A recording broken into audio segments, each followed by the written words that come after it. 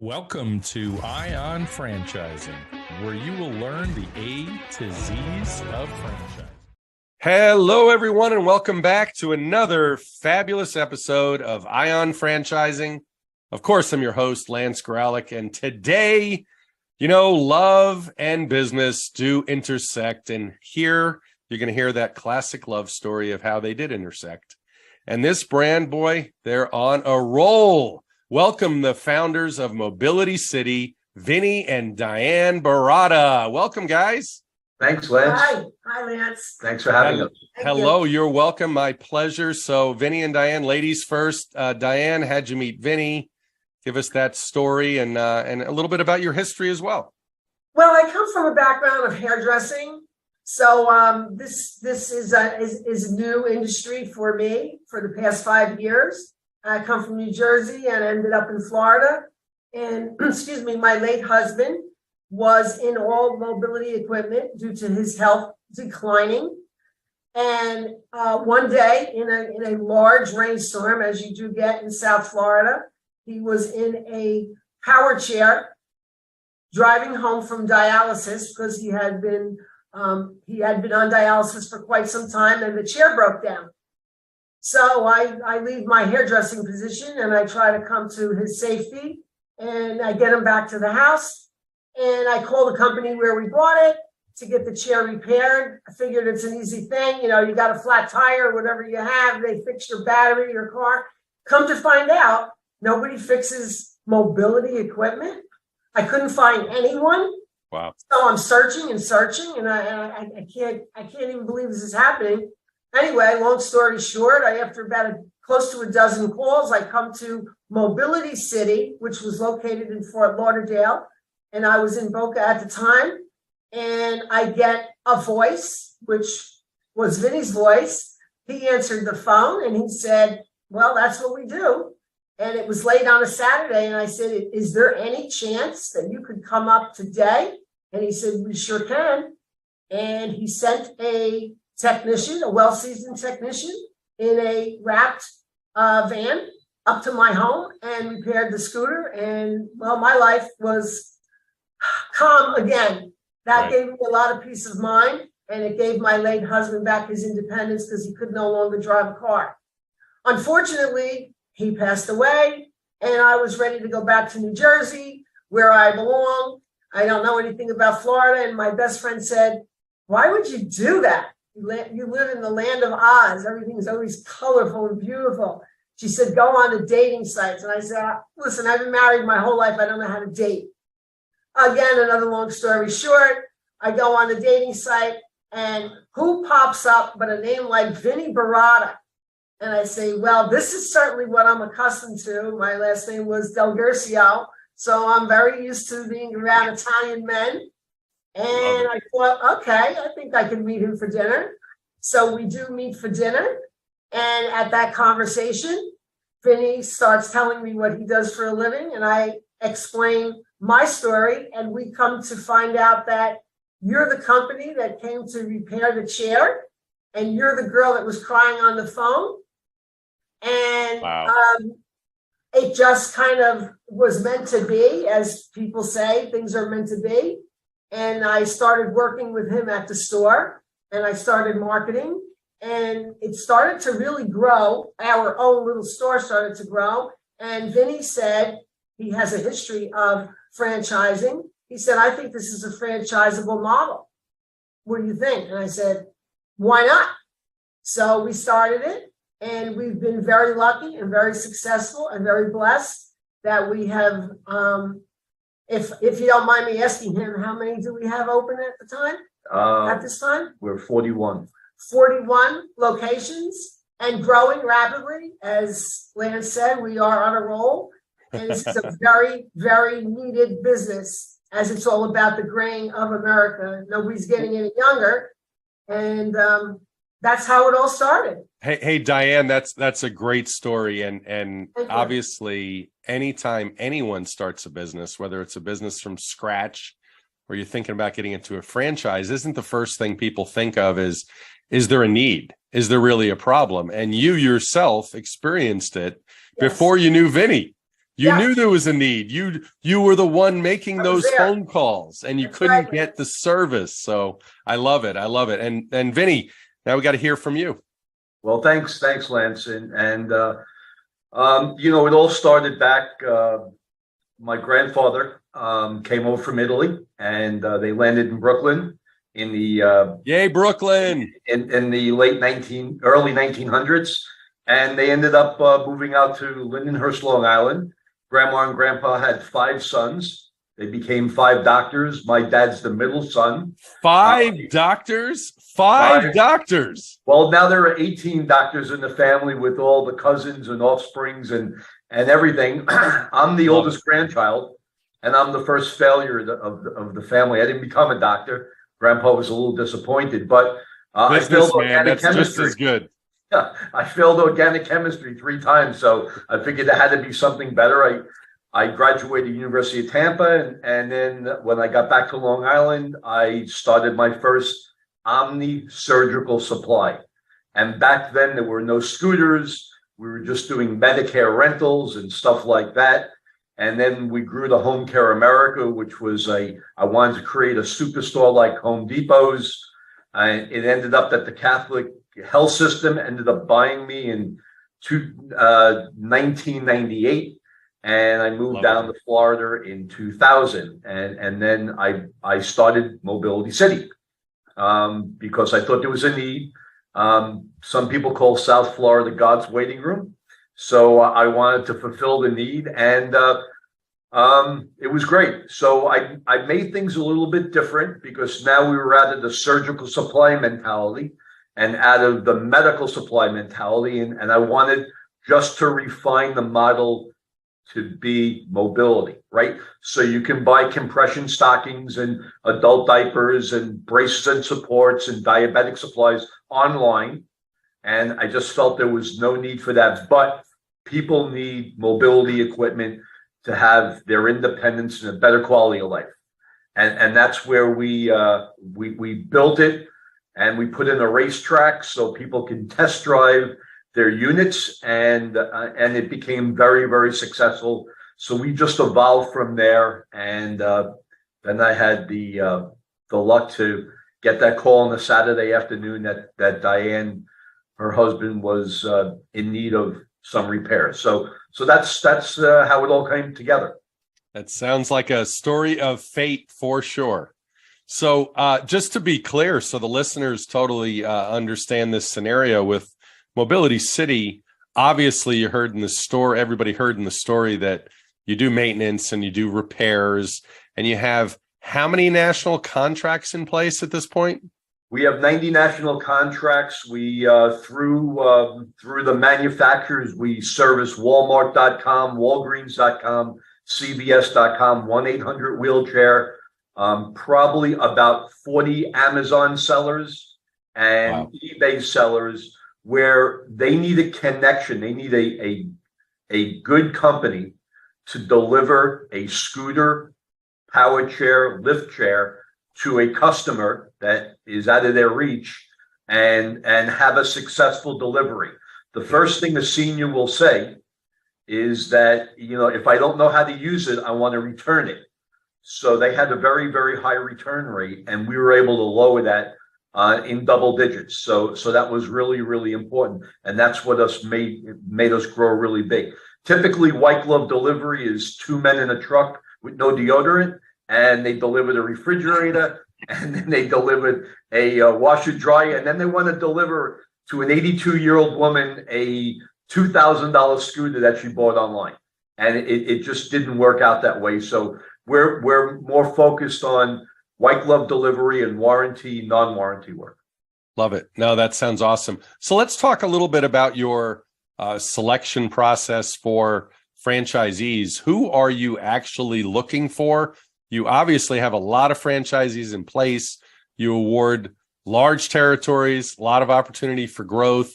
Talk a little bit about the model that you have. It's not just mobile. There's obviously a showroom. Talk about territories, and again, who you're looking for and who you're not looking for that matter. Yeah, well, we'll start with we'll start with the model. So we like 1 million person territories. We like people to scale and grow. And in that territory, once you purchase that franchise fee, okay, in that territory, so it could be Las Vegas, it could be Maricopa County, which is Phoenix. So in that territory, you can put up multiple locations without additional franchise fees, which we feel is very, very fair, as opposed to other franchises where you buy the dirt and then every time you put up a location, you have to cut another check. So we like million-person territories. In more rural areas, 600,000 works for us. Our franchise fees are based on the multiple of population, so it's a very fair balance to what you're owning. And then you'll have this showroom that's branded with a very unique look of Home Depot pergola floor, LED lighting, murals on the wall to make you feel comfortable of the community you're in. That's a landmark, and our famous racetrack, right? Yeah. And we have 28 different products on the floor, and we provide 16 different services. You're required to have one van to start, and our whole focus is to break even in month 3, 4, 5, or 6. And we feel that that's the first hurdle to feeling that you made the right investment, is when you go from the red to the black. So Lance, you mentioned, who are you looking for? Who are you not looking for? We're looking for anybody that has an entrepreneurial spirit, somebody that wants to be in business for themselves, tired of maybe working for an airline, tired of being a school teacher, just tired of making money for a large corporation, and you go home with a little paycheck and whatever, and they want to be their own boss and call their own shots and put their money in their own pocket.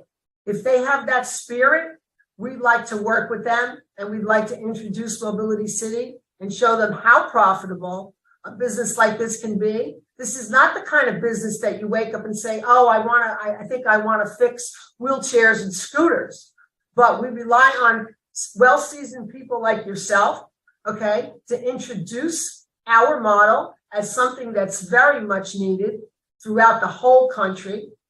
And people gravitate towards us because of a few things. And number one is, I think this is very, very important to our model. We answer our phone.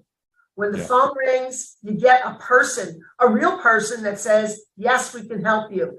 And if you're a disabled person, or you're in need like I was through my late husband, and somebody says, yes, we can help you, that gives you a peace of mind, and that you know that you've finally gotten to the right number. Not that you're pressing number 18 and leave a message and nobody even calls you back. Yeah, Lance, we don't do that. Lance, just to top, to come on to that, really what we're seeing is people call us and they have a challenge. They have an issue, right?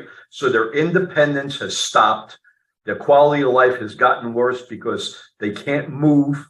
So this is what we hear. I want to go to church. I want to go to the mall. I want to shop. I want to just go get the mail. I just want to get to the bathroom and the kitchen. So, when you listen to these people, and sometimes it's a repair, which is great.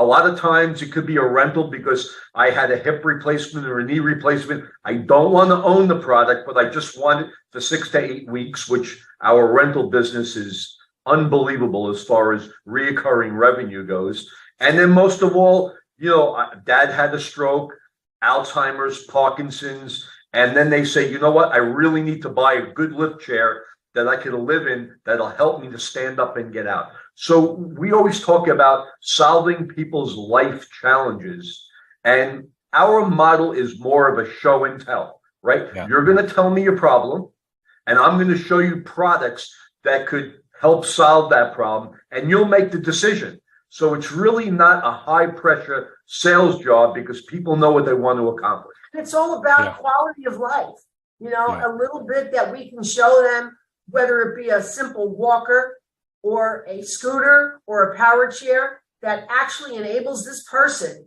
to go around the block or go get the mail by themselves or go down to the dining room if they're in a facility. It just changes their quality of life. And I got to tell you, when you put that smile on their face, it puts a smile on our face. So you do earn a living doing it, but you have to feel it in here. This is a feel-good business. And I'm gonna say it's a goosebump business, because you'll see people come in that are sometimes desperate, sometimes in need. This is not Medicare covered products. Medicare only looks at necessity, not luxury, and they need products that really are more in the luxury side than anything else. And so you're looking at that and you're saying, gee, at the end of the day, I filled up the register with good revenue. I'm profitable, and I helped 14 people today, and that makes me feel really good. Yeah, Vinny and Diane, everything you said, you guys are just spot on. I love the information you're giving everybody that's listening now. It goes back to what I said earlier, based on need. So many people that come to me that are looking for a business. I had a call just before I got on with you two today, and someone said, I want something without a lot of competition. So many people are so fearful. You do a burger place. Well, there's already so many burger places. And the bottom line is there tends to be room for everybody if you perform well and you provide that service. But especially in your business, you guys are dominating this. You guys are the obvious player with all the national accounts, with all the wherewithal, the large territories. And obviously that's why I got you we did a deal recently, which I'm very proud of. And let's talk about the process now. So once people are introduced to you, and eventually there's, also include validation on this process, because there are a lot of people listening that are interested in their own business. They don't necessarily know whether a franchise is right for them, but they're certainly on the edge of their seat listening to you two right now. So when you especially get to the validation piece and you have an opportunity to talk to proven operators that took the leap before you, it's pretty satisfying to hear that people are happy. People are making money. You can actually make money in this business. So walk us through your process from start to finish. Sure. I'm the very first point of contact. So if someone like yourself, Lance, if you register a client that wants to be introduced to Mobility City, the first thing I do is I get on the phone. Okay, I don't email them. I make a phone call, and I want to speak to the person that's interested. And I have my little questions. I introduce myself. I said, listen, this is just a 5-10 minute call. I just want to introduce you to how this protocol works for you to get involved into Mobility City, because it is a process like every other franchise. And I just want to say that I'm the CEO of the company. My husband is he is the CEO. COO. And in other words, I have my group of questions that I like to ask before I introduce them to Vinny to see if it's going to be a good fit. So I ask my little questions. I get to know a little bit about their background. What have you been doing? What do you do now? And of course, I have a very important question that I ask, and I say, are you married? Whether it's a male or a female. And if they say yes, I quickly ask, what does your spouse think about you leaving the business that you're in and your paycheck and getting into your own business like Mobility City? And if I hear, yes, they want to join me, yes, they like it, I'm like, yay. Okay. I love to hear that. Not that we can't work beyond that, we can, but that's a big green flag.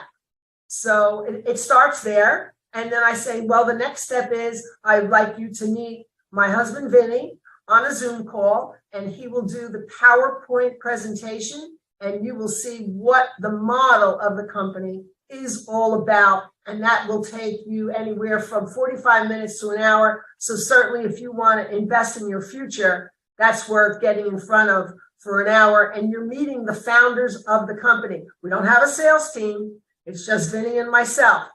And then I introduce them to him, and he does the PowerPoint presentation, and it goes from there. So we have a very streamlined process that we built that we believe if you don't like it or you don't feel it in 30 days, you haven't wasted any time.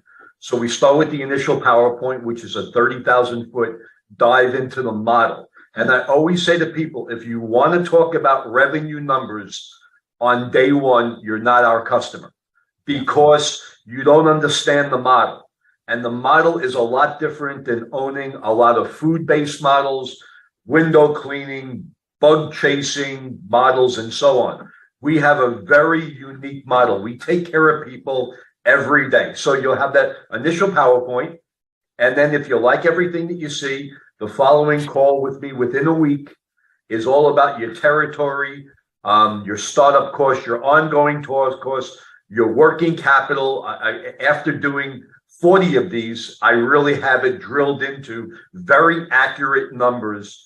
And then from there, if you really like it, you'll have 3 director calls because we want you to understand that there is a whole support mechanism behind Diane and myself.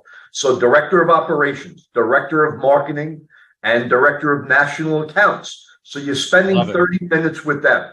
Then if you like that, you'll do 3 validation calls or 4.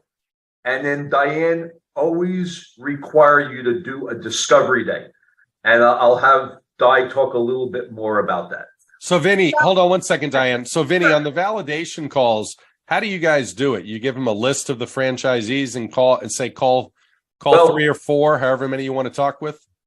We in the early days, we did that. And then we found out that there were people poaching our model, right? They'd call up an owner and they'd say, okay, gee, you're really, really good. I'm interested in Mobility City. What is your unique feature? And they'll say, well, we're service-based guys or whatever. And we have this and that. And we found out that people were trying to steal and get into our model. So steal now the secret sauce. That's right. So what we did was we created a password. Donna will issue, you can pick any franchise you want. We like to keep them relative to the size of the territory, or maybe they want maturity. Some will say, I want the oldest, I want a middle, and I want the newest guy, and to see what the onboarding process is. So we'll give them a password. It could be wheelchair, it could be orange, whatever it may be. Don't divulge the passwords. Well, they change. It changes every time. I know. I'm kidding. So anyway, that's what we do, and we never talk to the owners about manipulating the validation call. Just tell the good, the bad, and the ugly. And I always say this to the owners: validations were important to you when you were looking at Mobility City. So give them the respect and the courtesy, so therefore they can get into a good validation call for yourself. And the owners respect that's the position that we take, but we don't manage the validation calls. They're free to ask whatever they want. And I certainly know you have excellent validation. Go ahead, Diane. After they have done their director calls, then I step in again and ask them, how did everything go? And if I get all green flags and they say, I'm really liking it, I suggest to them, I say, I think the next step should be a discovery day. Because if I put myself in your shoes and I'm investing my hard-earned money into my new business, I want to meet the founders, somebody that I'm going to be attached to the hip with for the next 15 years. Yep. So book a flight, come down to Boca Raton, Florida. It's not a bad place to visit. And especially in the winter. Especially in the winter. And come and meet us. And I always say, what's better than sitting down at a table and facing us face to face, meeting the founders and see, do you like us? And do we like you? Because if that happens, then we know it's a go. Yeah. After the discovery day, we recommend that they put down a $10,000 deposit, which is refundable if they can't get financing. Okay. So it takes the territory off the map. Yep. Because at that particular time, you're going to form a corporation. You're going to start hiring a real estate person to look for locations. You're making investments into different things. You're rolling over your 401k. You're getting a home equity loan, whatever it may be. And if you have somebody impulsive that really wants that territory, like Las Vegas, like we did, Justin put down the $10,000 deposit. And he said, now I could start having peace of mind on working on my model and getting it to where I want to be. Because franchising that's the bad side of franchising, right? Where just guys will whoever cuts the check first gets the territory. So we try and work a little bit differently. We have some courtesy and respect for that person, that candidate. Well, and you know what I love about both of you is I tell people, having been in the franchise world almost 30 years, I tell people, well, let me switch it around. When people ask me, why do people fail in franchises that buy franchises? A lot of times they were not vetted properly, and the franchisee is essentially a mismatch for the franchise that they chose. Somehow they got in and they never should have been allowed to get in. It's kind of like a bad marriage. Bad marriages don't work, and business relationships like franchises don't work. And it's the people, it's not the brand. One of the beautiful things about franchising is that, you know, you have a franchise disclosure document to go through. You have an item 19, you have validation to go through. You have all these steps to make sure it's right for you. And so there's no excuse for you not to be at least an average franchisee, right? So you're absolutely right, Lance. And if you want to say, you know, why do some people fail at franchising? It's a simple solution to this. It's distraction. They become distracted.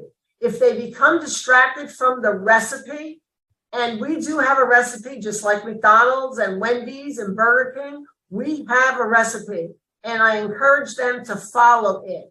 If you get distracted and you say that, like if you own a McDonald's and you say, well, I'm not going to sell French fries, I'm going to sell onion rings. Right. Don't change the recipe. Or I'm going to change the oil. Right. Don't do it, because they know what works. And trust the process and follow the system. Trust the process. And if you stay on that track, you will be successful. The thing I always get asked a lot, Lance, is what is the day in the life of an owner? Yes, please share that. And we focused on that. We talk about what an owner's responsibility is to this business. Are they glued to the business 24/7? Well, we say, yeah, in the first year, you need to be. You made a $250,000 investment and you want to open up your location and you want to go to Aruba for a week. I don't know if that works, right? But that's your call. That's the owner's call, but we don't recommend it. And we try and say, follow the process, and we're going to teach you what is the day in the life of an owner and what their responsibilities are to work on the business, not in the business. Know what the truck does, know what the people do taking rental agreements and so on. So, and Lance, you know, you are so right when you say make the right connection. And I want to say, from Vinny and I, we've become very selective about the people that we choose to join Mobility City, because it is a proper connection that you need to make. And I do find that out on the very first call. Like I said, I'm the first point of contact. And if I get somebody that says to me, "Oh yeah, that sounds good," and so when do I take a vacation? When do you take a vacation? I already know this could never ever happen. Yeah. Because this person is not focused in on their business. Anybody that's going to purchase a new business, you better think about 24/7 getting that off the ground. Are you going to have a vacation? Well, of course you're going to have a vacation. Yeah. But you're not thinking shouldn't be your top of mind for the first year. No, I love it. And you know what Vinny said earlier about the ramp up period, one of the most common questions that I get working with people every day on options for them, for their, that, you know, that fit them, fit their personality, fit their needs, fit their investment level. Almost everyone says, so when do I start making money? And they do have the right attitude, most people, regarding it's okay to work hard. Because remember the old expression, most people would rather work 80 hours a week for themselves than 40 hours a week for anyone else. Absolutely. At the end of the day, this is your future and your future freedom that you're building. And I love that Vinny is very well aware, and so are you, Diane, on ramp up period, because people want to know when they start breaking even, because what's after breaking even? Making money. Right. Profit. Right. Yeah. So let's just touch on that for a second. Yeah. If you don't. So the good thing is, after training, your truck is branded. We have a 12-week to open cycle, and you're going to come in, let's say, week 5, and you're going to come to training for that week. The next week when you get back, of course, your tech is going to be at training with you. We start what's called a soft launch, and that's all the national accounts. We want you to get in the game, start playing ball, and generating revenue. And we'll see people that don't have the brick and mortar location open yet, and they're getting 2, 3, 4, 5 service calls a day from the manufacturers in the area. So we feel that that's very, very important. And then let's talk about the revenue and how we get you to cash flow positive in month 3, 4, 5, and 6. Okay, so you have a repair program already underway that's probably been going 4, 5, or 6 weeks, and you're getting 3, 4, or 5 repair calls at about $300 a repair call. Then you have rental business coming in, and our rental model is that you break even in month 2. So if you buy a wheelchair for $90, you're going to easily get $75 a month for a rental. Then when you open up your brick and mortar, you're going to have the best showroom with the best selection, with the best marketing program, with the best Google AdWords program. Everything that we support you on is being turnkey. And now revenue is really starting to kick up. Then after that, we have facility work, right? So we go into facilities and we clean wheelchairs and repair their wheelchairs in what's called the wheelchair graveyard. So we show owners how there are 6 solid revenue buckets in your ramp up period to get you going. And then it just becomes ongoing maintenance for those things. I love it. People love multiple revenue streams. Everybody's talking about it today. Of course. So this is all amazing, and you've given us loads of great information. So what are the hottest territories you have that you want to sell tomorrow that are still available off the top of your head? Just a few. Yeah, New Jersey. New Jersey? We got to sell New Jersey. Anybody from New Jersey out there? Let's do it. Born and raised in New Jersey, and we have yet to find the right fit. And like I said, we're a little fussy, okay. But New Jersey, I say, if you buy one county in New Jersey, guess what? In less than 3 years, you probably would own the whole state. So yes, I'm hot on New Jersey. I have a great guy for New Jersey. I'm going to call him when we're done here. So by the time this recording gets out, we'll see what happens with Jersey. Love it. So there are other really great areas out there. Boston, Massachusetts, we get a lot of requests for. We'd like to fill the Maine, Vermont area. And the good thing about that, Lance, is we are open-minded to where one owner on certain states could own the whole state. So we had a franchise owner that purchased Boise, Idaho. And he got into the business and he got a great experience from us. And he called us one day and he said, what would it take to buy the whole state? And we have a very simple formula for that, fairly reasonable. And he said, in year 2, I'm going to put a second location on the east side of Idaho. And year 3, I'm going to put on the north. And we said, you know what? You're our kind of guy and you'll own the state. Delaware's the same thing. I love it. Vermont can be the same thing. Maine can be the same thing. The Dakotas, Montana, and so on and so forth. So we're in that mindset. Like Justin is considering buying all of Las Vegas and putting a second location up in Reno. So you have Birmingham, Alabama. you have Cleveland, you have Raleigh, you have Atlanta, you have Cincinnati. So you got plenty of territory, even though you've plenty grown. of territories available, and we have a good footprint right now, which makes everybody feel good, and we continue to grow it.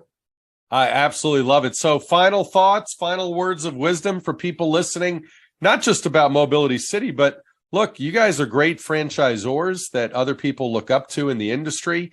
What, people listening, people are so scared if they've been a corporate person for years. Sometimes it's so hard to make that first step. How do you get out of your own way, so to speak? How do you get out of that comfort zone? So final thoughts from both of you on all of the above.